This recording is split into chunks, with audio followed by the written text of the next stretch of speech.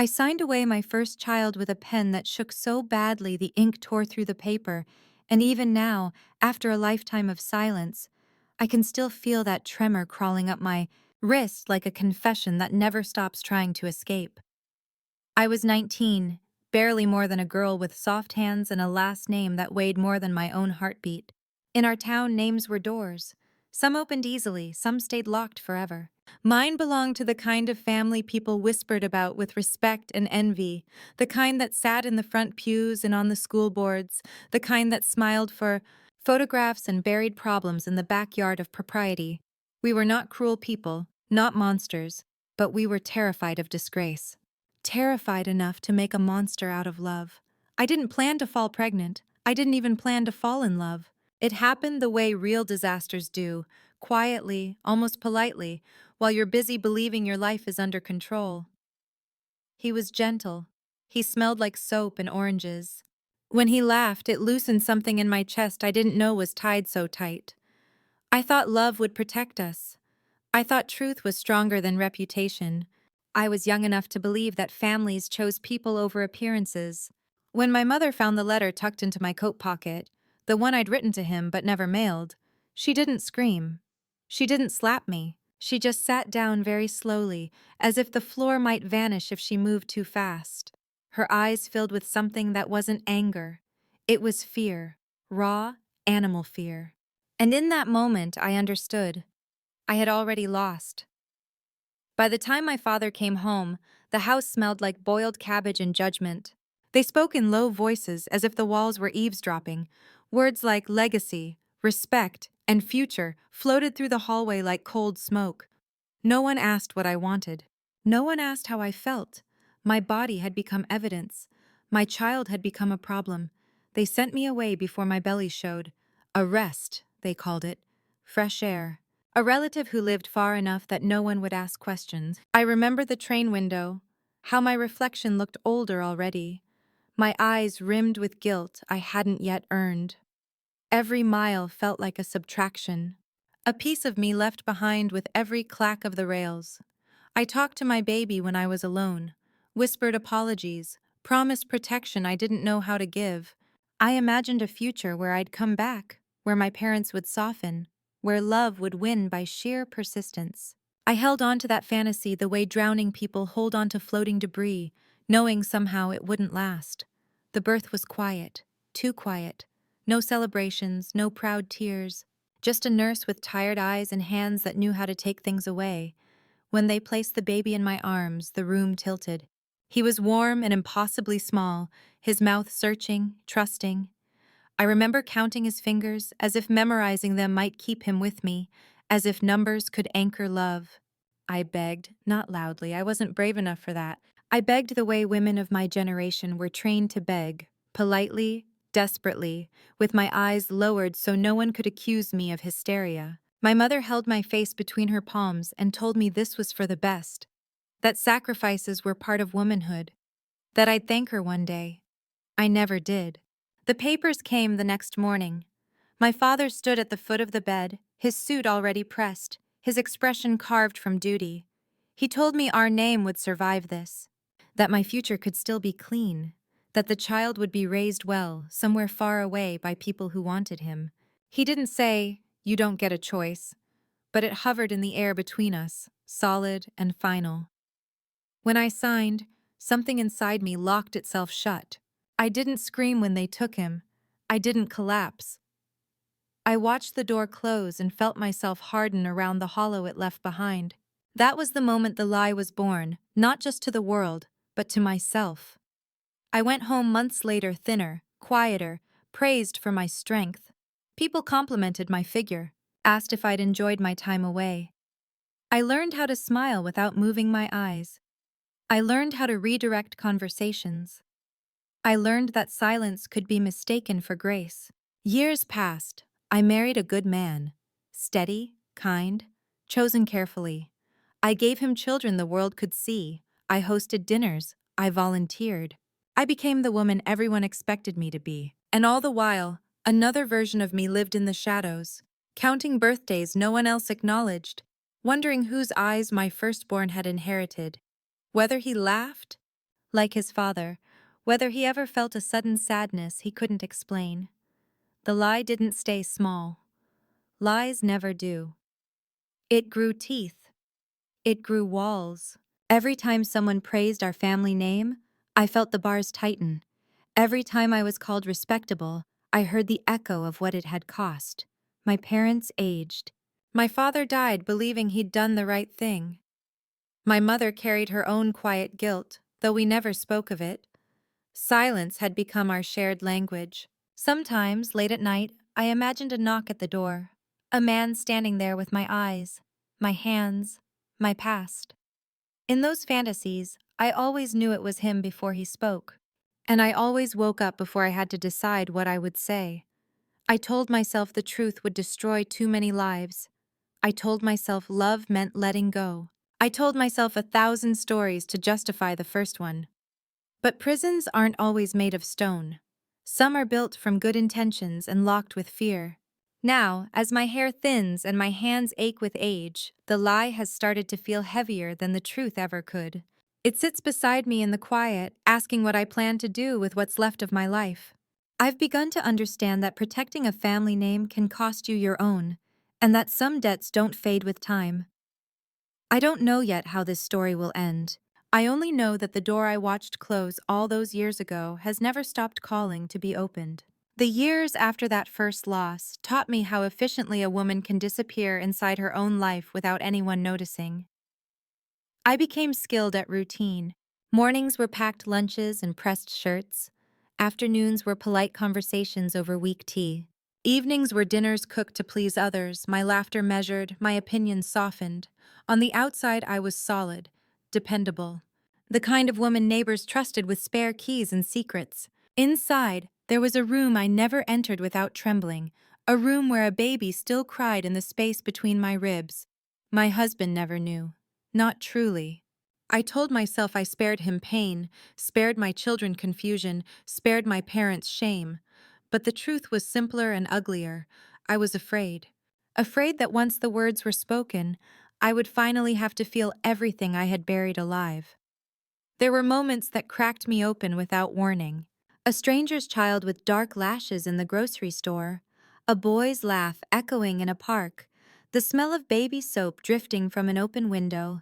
I would freeze, my breath caught halfway, until the moment passed and I could retreat back into myself. People mistook my silence for calm. They never saw how close I lived to breaking.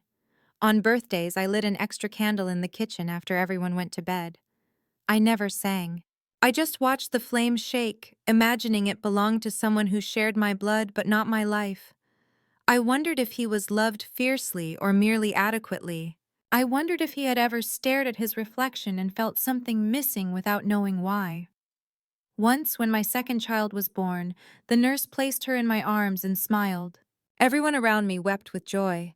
I smiled too, but inside a scream tore through me so violently I thought I might faint. Holding one child did not erase the memory of losing another. It only sharpened it. Love, I learned, does not replace love. It multiplies loss. My mother watched me closely after that. I think she sensed something shifting, something restless beneath my obedience. She would reach for my hand unexpectedly, squeeze it too tightly, as if checking whether I was still there. We never spoke about the past, but it lived between us like a third presence at the table. Her hair went gray faster than it should have.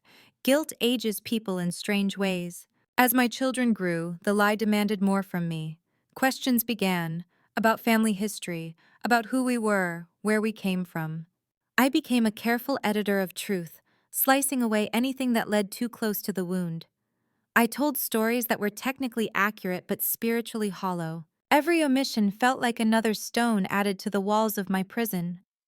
There were nights I stood in front of the mirror and barely recognized the woman staring back. Her eyes were older than her years, her mouth curved into a practiced kindness that no longer reached her chest.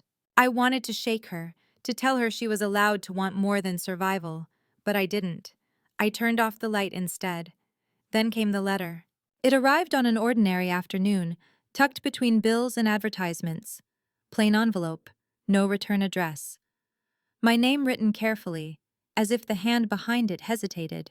I felt it before I understood it. a sudden dizziness, a tightening in my throat that made swallowing painful. I carried it to the kitchen and let it sit on the table, untouched, while the kettle screamed itself empty. I told myself it was nothing. A mistake, a wrong address. But my hands betrayed me, hovering too close, my heart pounding with a recognition I hadn't earned the right to feel. When I finally opened it, the paper inside was thin, the words few. I don't know why I'm writing. I've been told I was adopted. I've been told my birth mother was young and loved me enough to let me go. I don't know if that's true. I only know that I've spent my life feeling like I'm standing just outside a door that never opens. The room tilted. I had to sit down. There was no accusation in his words. No anger, just an ache so familiar it felt like my own voice echoing back at me across decades. He hadn't signed his name. He didn't need to. I knew. The knowing flooded me with terror and relief in equal measure. The door had finally knocked back. For days I hid the letter beneath folded linens, as if fabric could mute its power. I moved through my life like a ghost, answering questions too quickly, forgetting simple things. My husband asked if I was ill. I told him I was tired. That was true, but not in the way he meant. At night, I reread the letter until the words blurred. Loved me enough to let me go. That sentence clawed at me. Love had nothing to do with it. Fear did.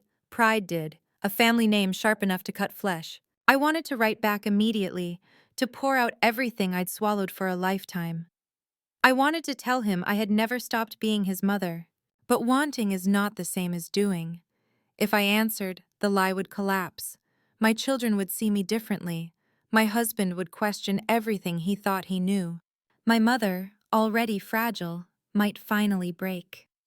The prison whispered that silence was still safer, that some truths arrived too late to be useful. And yet, the letter burned through every excuse I'd ever made. For the first time, the cost of my silence was no longer abstract. It had a voice. It had a pen. It had reached out, uncertain but brave, and asked if the story it had been given was real. I stood at the edge of my life then, staring into the space where truth waited. I understood something with terrifying clarity. I could protect my family name one last time, or I could finally choose my own. And whatever I decided next would shape not just my ending, but his. I couldn't sleep that night. The quiet was unbearable, as if the walls themselves were waiting for me to make a choice. I sat at my desk, the letter in front of me, and stared at it until the words began to blur again. Loved me enough to let me go. I didn't know whether to hate that line or cling to it like a lifeline. It was the truth, wasn't it? I had loved him enough to let him go, but not enough to take him back. Not enough to live with the consequences, not enough to destroy the life I had built since then. There's a particular kind of loneliness that settles in when you've held something inside for so long. It's the quiet kind that doesn't let you reach out, because the moment you do, everything that's been buried begins to rise. A flood you've been holding back with a flimsy dam of well-crafted lies. By morning, the letter was still there, untouched. My hands shook when I reached for my phone.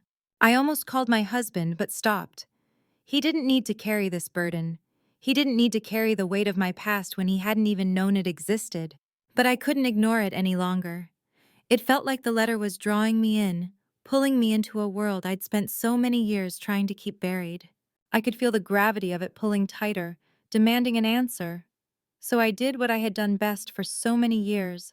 I ran away. Not physically, but emotionally. I kept my distance, telling myself I could wait. I told myself I could just let it go, that time would make the choice for me, like it always had. But time, I've learned, is not a healer. It's a liar. It makes you believe that what's broken will eventually fix itself if you wait long enough. But the cracks only grow deeper, the weight heavier, until you're crushed beneath it. It wasn't until weeks later, as the sun began to set one evening, that I picked up the phone and called the number.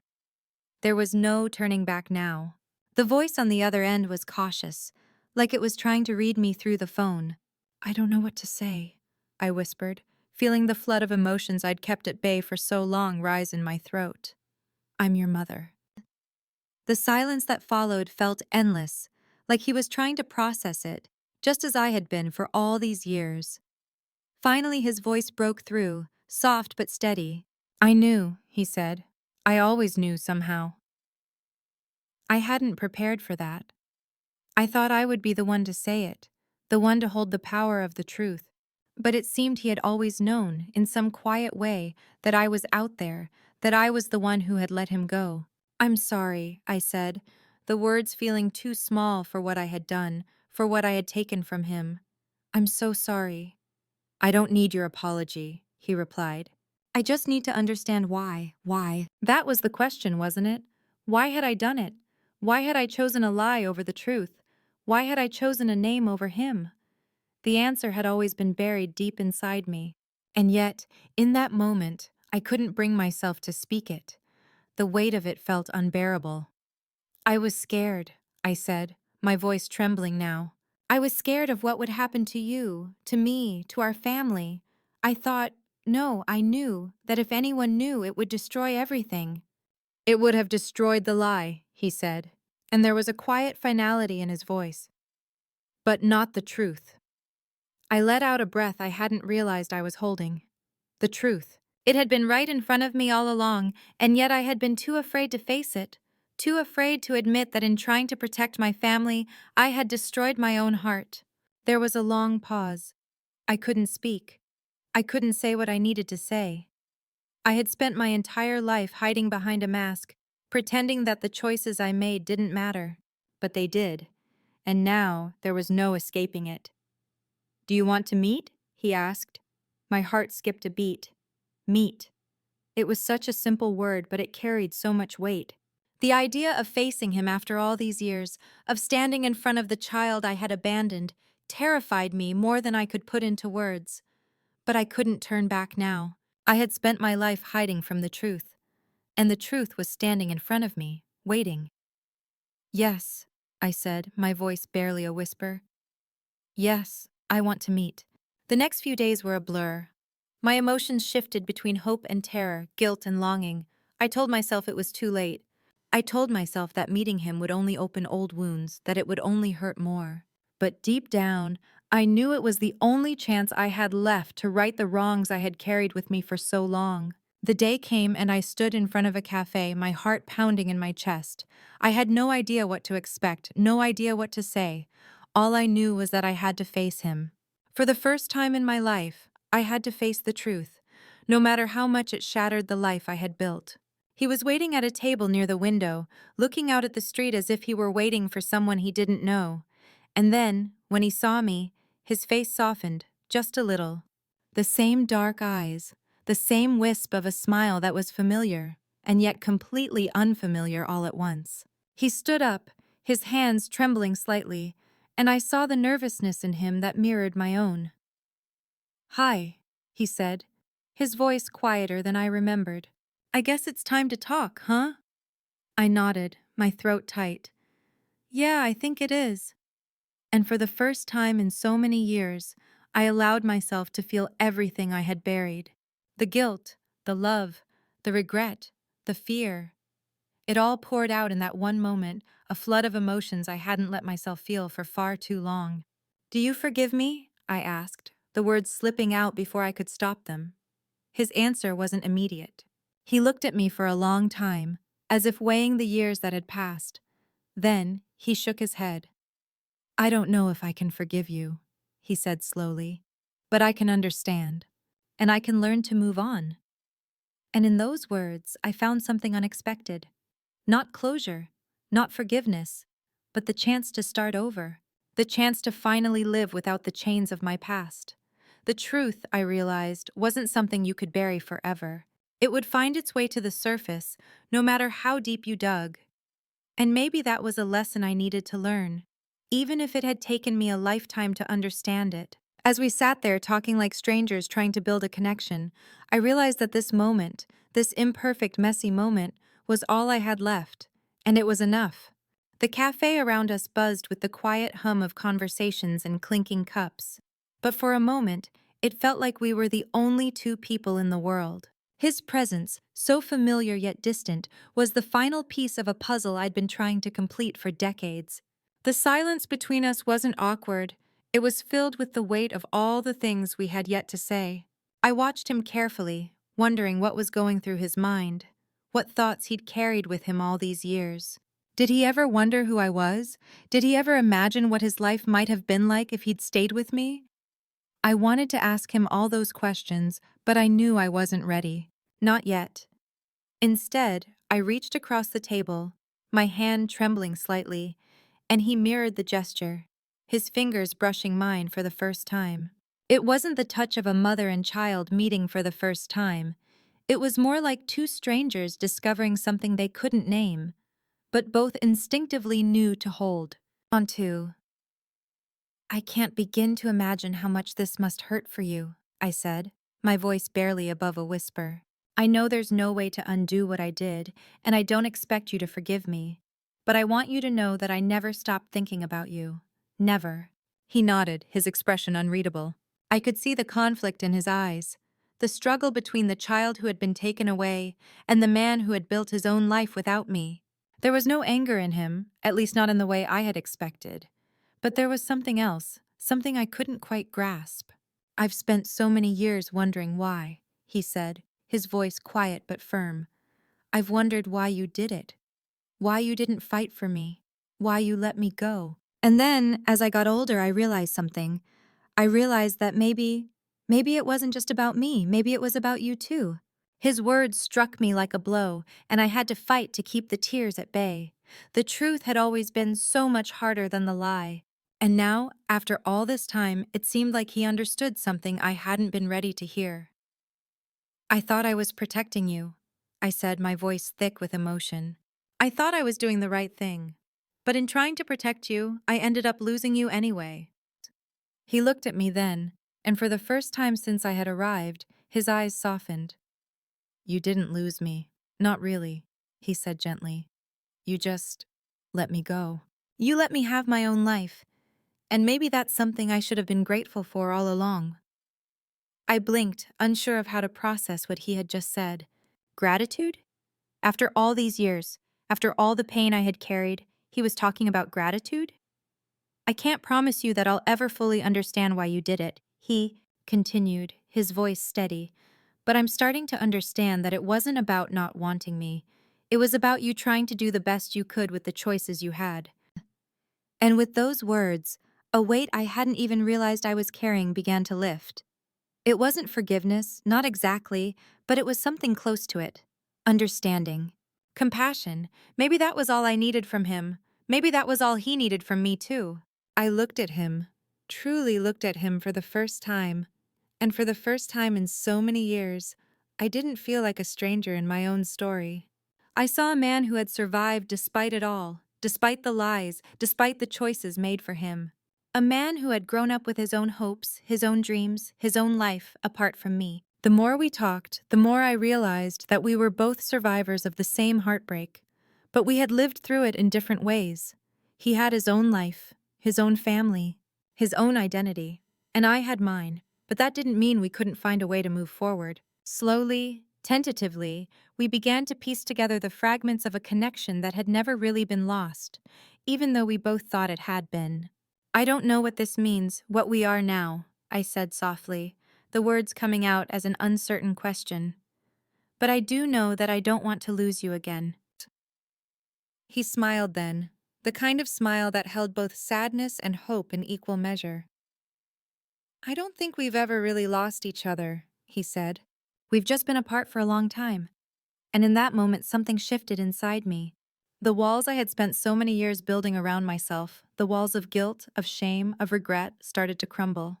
I had spent so much of my life believing that the lie was the only way to protect everyone I loved. But now, sitting here with him, I realized that the truth was what would set us both free.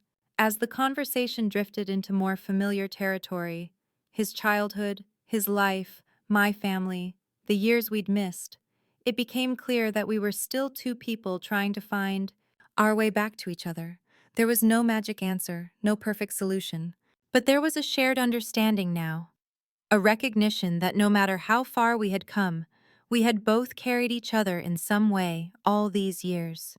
We agreed to meet again, slowly, one step at a time. I knew it wouldn't be easy. There would be awkward moments, painful silences, and perhaps even more difficult conversations ahead. But for the first time in so long, I allowed myself to believe that the lie didn't have to be the end of our story. It was just a chapter. When I left the cafe that day, the weight on my chest felt lighter. Not because everything was fixed, not by a long shot, but because for the first time, I felt like I was finally on the path to redemption. Maybe there was no such thing as a perfect ending, no way to completely undo the choices I had made, but there was a chance now, for healing, for both of us, and that was enough. The days after our meeting felt surreal, like I was living in a dream that refused to let go. I would wake up, go through the motions of my life, and then remember that everything had changed. Every moment, every word, felt new in a way that was both terrifying and liberating.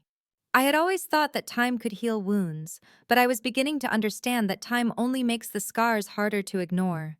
It doesn't erase what's been lost, but it gives you the space to finally face it. And with that space came the realization that, in my desperate attempts to protect everything I loved, I had created a life that was suffocating under the weight of secrets. I began to speak to my husband differently. He had always been a good man, steady, patient, loving. But now, after everything, I found myself wanting to tell him more, to open up in a way I never had before. It felt like the walls I had built around myself were cracking, and I had to make a choice. Either continue to live behind them, or finally let someone in. But the truth, I learned, wasn't easy to share. I didn't know how to begin explaining everything that had happened, everything I had done. How do you tell someone you love that for years? You carried a lie that was meant to protect, but only ended up hurting. I couldn't bring myself to speak the words to him, so I did what I had done for so many years. I kept quiet. When I spoke to my mother again, it was like walking on a tightrope. She had been fragile, so much older, her once strong hands trembling with age. Her guilt had been silent, like a sickness that ate away at her when no one was looking. I saw it in the way she held my gaze, the way she never quite met my eyes when we spoke of the past. We hadn't talked about my son, about him being taken away, since I returned. My mother never mentioned him. I think she was waiting for me to bring it up, and I was waiting for her to break the silence. But neither of us did. It wasn't until one afternoon, months later, when the subject finally came crashing to the surface. "You've seen him, haven't you?" My mother's voice was barely a whisper, but the words hit me like a punch. I had been waiting for this moment, and yet when it came, I found myself unable to respond. "Who?" I asked, trying to keep my voice steady. She turned her gaze toward the window, her expression unreadable. "The boy, your son, you've seen him." I hesitated. The lie had been so long in the making that it felt unnatural to speak the truth now, even to her. But it wasn't just my truth anymore. It was his too. "Yes," I said quietly. "I've met him. I've seen him." She didn't speak right away. She simply nodded, as if the weight of the years had suddenly caught up with her, and she didn't know what to say anymore. I wanted to explain everything to her, to share the hope I had found, the connection I had made. But all I could do was sit there, waiting for her reaction. "I should have done something," she finally said, her voice breaking. "I should have stopped it. I should have fought for you, for him." "Mom, we both made the choices we thought were best at the time," I replied, feeling the weight of her guilt press against my chest. "I don't want you to carry that burden anymore." Her tears came quietly, but they were there, silent, but heavy. The regret she had carried for all those years now spilled out in a way I couldn't have anticipated. I wanted to tell her it wasn't too late to start healing, that we could still find a way forward, but the truth was, we both needed time. Time to process everything that had been left unsaid for so long. In the weeks that followed, I met with my son more often. Each time, it felt like a step forward, but each meeting also brought new challenges. There were awkward silences, moments when the years of separation hung between us, like an invisible barrier. But there were also moments of connection, small but meaningful. A shared laugh, a gesture of understanding, a shared moment of recognition. We didn't talk about the past much. Instead, we focused on the present, on who we were now, and who we could be to each other in the future. But even so, the questions lingered in the air, unspoken, but always there. Why had I done it? Why had I chosen to let him go? Why hadn't I fought harder? I still didn't have the answers, I didn't know if I ever would, but the one thing I knew for sure was that I couldn't keep hiding from the truth anymore. I couldn't live my life in fear of the past, and neither could he. One evening, as we sat together in the quiet of my living room, he turned to me and said, "You don't have to be sorry anymore, you know. I understand now. I don't expect you to be perfect, but I do expect you to be real." His words hit me harder than anything else he had said. Because in that moment, I realized that the only thing that mattered now was that we were real with each other. That we were no longer living in the shadows of what had been, but moving forward into something new. "I'm not perfect," I said, my voice trembling slightly. "But I'm here now, and I'm not going anywhere." For the first time in a long time, I felt the weight of the past lifting. Not completely. There would always be scars, always be regrets. But the truth, however painful, was finally setting us both free. As I looked at him, really looked at him for the first time, I realized that he wasn't just the child I had lost. He was a man I had found again. And together we would build a new story, one where the past no longer defined us, but where we could finally begin to heal. I didn't know what the future held. I didn't know if we would ever be able to fully make up for the lost years, but for the first time, I didn't need to know. I just knew that no matter what, we had the chance to start again, and that, in itself, was enough. As the days slipped into weeks, I found myself trying to adjust to this new reality, one where my son was no longer a distant memory, but a real living part of my life. It felt like a second chance, but it wasn't one that could erase the years we had lost. The regret, the guilt, the moments of missed connection, they didn't vanish with our meetings. But something shifted. A flicker of hope sparked in me each time we spoke, each time we shared a quiet moment of understanding. The process of rebuilding was slow, like mending a broken vase with cracked pieces, each one carefully placed but never quite the same. The laughter didn't come easily, nor did the ease of conversation that one might expect between a mother and a son who had been reunited after so many years. But it was there, underneath the awkwardness, the uncertainty, and the quiet moments of reflection. I spent more time with him, learning the person he had become. He had grown into a man who was thoughtful, introspective, and yet somehow, despite the years of separation, familiar. He had my eyes, but there was a kindness in him that wasn't of my making. I could see his father in him too, in the way he carried himself with an easy confidence, in the way he laughed at the little absurdities of life. The first time he visited my house, the space between us felt immense. The walls that had kept us apart were no longer physical, they were emotional, built from years of silence, avoidance, and yes, shame. But as he stepped inside, I realized that for the first time, I was truly seeing him as a person, not as the child I had once held, not as the son I had given up, but as someone with his own life, his own identity. And as much as I wanted to be a part of it, I had to let him be who he had become. We sat at the kitchen table together, a pot of tea between us, and for the first time in years, I didn't feel the need to fill the silence with apologies. We just talked, about trivial things at first, the weather, his job, his hobbies, his friends, but slowly, imperceptibly, we began to touch on the harder topics, his childhood, his parents, the life he had lived without me. "I remember you sometimes," he said one evening, his voice soft. "I used to wonder if you thought about me." My heart clenched, but I forced myself to stay calm, to let him speak. "Every day," I said, the words heavy with the truth of them. "Every day I thought about you. I thought about how I could make it right, how I could undo everything I had done. But the truth is, I never knew how." He nodded, his gaze never leaving mine. "I know it wasn't easy for you," he said, "but I'm not angry anymore." Those words, so simple, felt like the key to something I had been trying to unlock for so long. "I never wanted to hurt you," I said, my voice breaking for the first time in front of him. "I thought I was protecting you." "I know," he said again.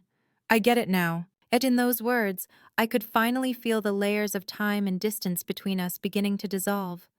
Not completely, not yet, but enough to start something new, something real. We continued meeting, slowly but surely, and each meeting brought a little more peace. There were still moments of hesitation, of quiet spaces that hung between us like unspoken questions. What had happened to him during those years? What had I missed? And how could I ever make up for the time I had lost? I didn't have answers for those questions. But the more we spoke, the more I realized that the answers didn't matter as much as I had once believed. What mattered now was being here, together, in this moment. And as we grew closer, I began to understand something I hadn't fully grasped before. Forgiveness isn't just a gift we give to others, it's a gift we give to ourselves. The months passed, and with each passing day, I found myself less and less bound by the guilt that had held me captive for so long. I still carried it with me, but it didn't weigh me down as it once had. I could breathe again. I could look at my family, my husband, my children, and see them for who they truly were.